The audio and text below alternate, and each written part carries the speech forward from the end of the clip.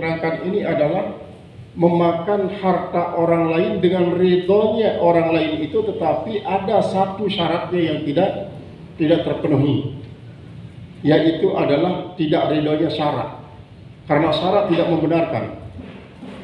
Walaupun pemilik harta itu ridho, tapi dia sendiri dilarang oleh syarat untuk memberikan makan orang lain akan hartanya dengan cara riba, maka dua-duanya akan sama dosanya.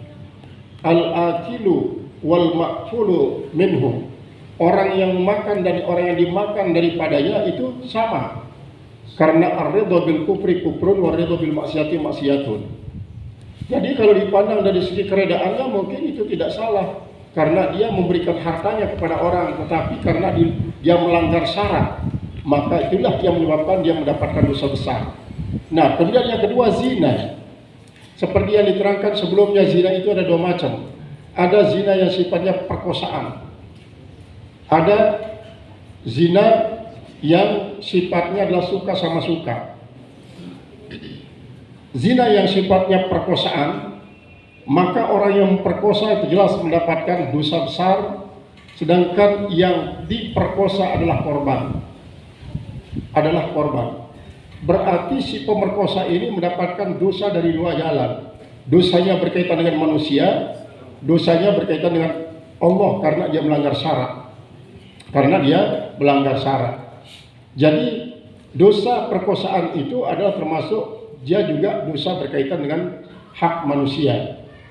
Nah, kalau zina itu adalah suka sama suka, itu sebabnya maka ulama tidak memasukkan dia dosa yang berkaitan dengan hak adami, karena dia suka sama suka tidak ada yang dirugikan. Namun dia akan menjadi dosa besar karena dia melanggar syarat, melanggar suatu larangan yang paling keji menurut Allah Subhanahu wa taala. Jadi sama dengan riba. Ini dosa yang suka sama suka itu. Ini kan sekarang banyak yang dijadikan sebagai alasan. Sehingga pelaku perbuatan zina yang suka sama suka itu tidak dianggap sebagai suatu kriminalitas.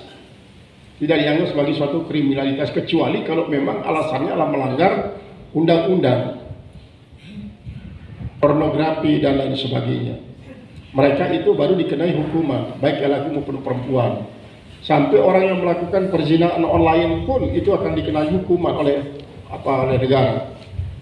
Karena apa? Karena yang dipandang di sini adalah dia melanggar undang-undang walaupun dia suka sama suka, ataupun ada yang diongkosi, ada yang mengongkosi. Jadi tidak ada pihak yang dirugikan. Kecuali nanti kalau memang dia sebagai penzina profesional, lalu dia tidak dibayar oleh orang yang melakukan pada dirinya, maka dia berkeberatan atas nama tidak dibayar. Bukan karena dirugikan kepribadian, tetapi adalah bayarnya. Nah, namun dari sisi syarat, karena ini merupakan larangan yang paling berat, innahu kana fahisyatan wa sa'a sabila. Sungguhnya zina itu merupakan fahisyah. Fahisyah itu artinya perbuatan larangan yang ada kaitannya dengan manusia. Itu kalau fahisyah ada kaitannya dengan manusia. Ini seperti pelakuan zina itu. Sehingga dikatakan wasa'a sabila, jalan pemuasan syahwat parat yang paling jahat. Itu sebabnya maka termasuklah dia bagian daripada dosa besar, sama dengan makan riba itu. Kalau pada pengajian sebelumnya kafir dianggap sebagai dosa besar yang paling besar, karena kafir ini memutuskan hubungan antara manusia sebagai makhluk yang wajib menyembah Allah dengan Allah yang wajib disembah. Sedangkan kalau zina adalah memutuskan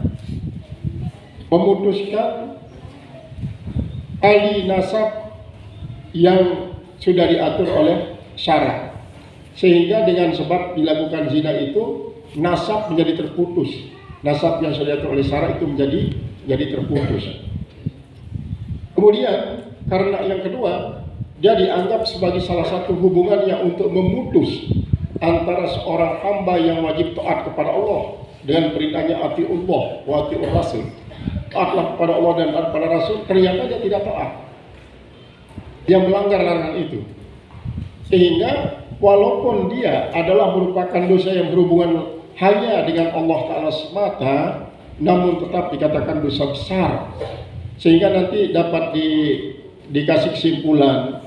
Jadi yang menyebabkan dia termasuk dosa besar, apakah karena dia pelanggaran syarat atau karena dia wajib dihad, wajib dikenai had. Itu adalah yang masih dibicarakan oleh para ulama. Nah, kalau kita ingin untuk menggabung, menjamak antara dua pendapat yang berbeda ini, maka dapat dikatakan dosa besar itu adalah dosa yang menyebabkan seorang pelakunya wajib kena had dan dia melanggar syarat yang merupakan larangan litahrim, yaitu adalah an-nahyu litahrim. Kemudian gasab itu kan memakan harta orang lain tanpa izin pemiliknya, tanpa reda daripada pemiliknya. Ini ada gasab, kemudian ada juga yang namanya mencuri, ada namanya menipu, ada namanya mencopet. Kalau gasab, merampok itu dia ambil harta orang secara terang-terangan dengan adanya ancaman, walaupun dia ditemui oleh orang yang punya harta, dia sanggup untuk membunuh pemilik harta, itu merampok. Kalau mencuri, nah kalau pencuri itu apabila pemilik barang sudah mulai jaga, pencuri pasti lari. Pencuri pasti lari. Bukan karena dia takut berkelahi dengan pemilik barang, tetapi adalah karena memang itu etika daripada pencuri. Berbeda dengan etika daripada perampok. Kalau perampok ketika dijumpai dia harus melawan kepada pemilik barang, apapun yang terjadi, soal kalah menang itu urusan belakang, kata daripada si perampok. Dan jumlah mereka cukup banyak, kadang-kadang lebih daripada 3 kalau perampok. Kalau pencuri bisa 1 saja. Lalu apa yang menyebabkan terjadinya pencurian? Memang ini yang termasuk penistaan agama Islam yang sangat-sangat memalukan sesungguhnya. Karena apa? Karena di antara sekian banyak negara-negara yang Islam, yang pemimpinnya Islam, yang mayoritas penduduknya Islam, masih banyak terjadi pencurian-pencurian. Sementara diadakan penelitian secara internasional tanpa melihat basic daripada negaranya, Islamnya pun non-Muslim, itu ternyata pencurian di negara-negara Islam ini jauh lebih banyak daripada negara-negara yang non-Muslim. Sehingga sekarang kan negara yang paling terkenal kesejahteraannya di dunia hanya satu, yaitu Irlandia.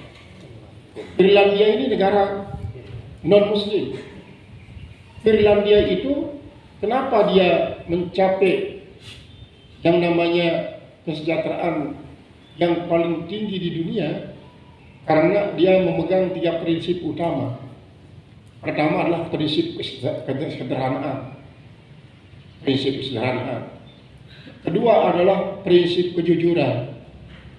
Yang ketiga adalah prinsip non pamer. Tidak mau pamer.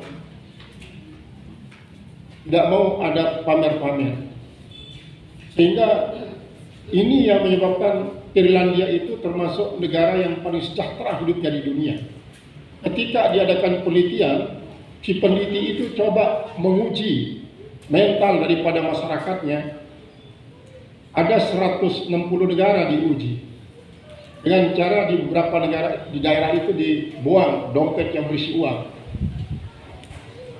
Dompet-dompet yang dilepas di negara-negara Islam itu satu pun tidak ada yang dikembalikan kepada polisi. Satu tidak ada. Sementara 10 negara non-Muslim itu Irlandia termasuk negara yang paling pol mengembalikan itu si dompet. Bahkan ada yang tinggalkan tidak pernah ditengok sama sekali sampai 3 hari. Padahal itu tidak Islam. Nah, oknum-oknum saudara-saudara kita yang melakukan hal semacam itu sebenarnya merupakan penistaan agama Islam yang sangat-sangat memalukan. Artinya yang melakukan pencurian, penodongan, perampokan dan lain sebagainya. Belum kalau kita lihat negara di dunia ini kan kebanyakan negara yang dipimpin oleh orang non-Islam. Di benua-benua besar, benua Eropa, benua Asia saja kita lihat. Benua Asia yang betul-betul kelihatan Islam adalah Indonesia, kemudian Malaysia, Brunei Darussalam, Singapura saja tidak termasuk pemimpin orang Islam. Kemudian di Indonesia bagian timur, hampir sebagian besar adalah orang-orang non-Muslim yang menjadi gubernurnya, jadi bupatinya.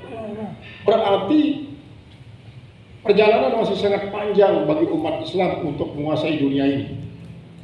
Itu tantangan Allah yang mengatakan innal ardo yarisuha ibadiyas salihun, itu masih otentik, tidak akan dihapus oleh Allah, menantang kaum muslimin untuk menguasai dunia ini, supaya dunia ini dijadikan oleh orang muslim sebagai alat untuk mencapai kebahagiaan akhirat. Nah, umat Islam harus membuktikan diri sebagai penguasa dunia yang bisa menjadikan dunia ini sebagai alat kendaraan untuk menyampaikannya kepada akhirat. Sementara ini masih di tangan orang lain. Maka pelajaran-pelajaran yang ada di dalam kitab-kitab para alim ulama sesungguhnya memotivasi umat Islam untuk mengambil alih kepemimpinan Islam yang masih sekarang ini ada di tangan-tangan orang kafir. Kalaupun dia sudah berada di tangan orang Islam, ya kita sangat-sangat prihatin melihat sepak terjang para pemimpin-pemimpin kaum muslim. Coba saja kalian lihat di negara-negara yang kita sanjung sebagai negara Islam, bagaimana para pemimpinnya. Kalau dilihat dari kacamata internasional sangat-sangat memalukan. Ternyata di situ banyak penistaan-penistaan agama yang berkedok berlebar Islam. Ini sangat memalukan. Itu kan namanya pengkhianatan terhadap syariat Islam. Maka oleh sebab itu, ketika kita mengkaji, ini akan dapat menyajikan kepada kita suatu barometer untuk melihat bagaimana kepemimpinan para pemimpin kita di negara-negara yang dipimpin oleh kaum muslimin, sehingga kita dapat nanti berupaya. Kalau tidak bisa kita, mungkin generasi yang belakang ini harus kita sadarkan kepada anak-anak kita, para muda-muda kita, untuk berupaya mengambil alih kepemimpinan Islam ini yang sekarang sedang berada di tangan-tangan non-muslim. Oleh musannif rahimahullah ta'ala, itu sebabnya dikatakan oleh sebuah mahfuzat, ya, ma wahaballahu li'imri'in hibatan afdala min aqlihi wa adabihi. Allah tidak memberikan pemberian kepada makhluknya selain daripada akal dan budi pekerti, sehingga antara akal dan budi pekerti ini tidak bisa dipisahkan. Orang yang akalnya cerdas pasti budi pekertinya akan cerdas.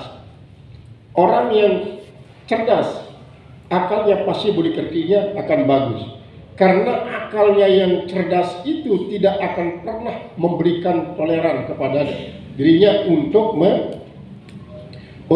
melakukan suatu perbuatan yang merugikan diri sendiri, merugikan orang lain, merugikan alam semesta ini, karena akal tidak membenarkan. Itu hati nurani.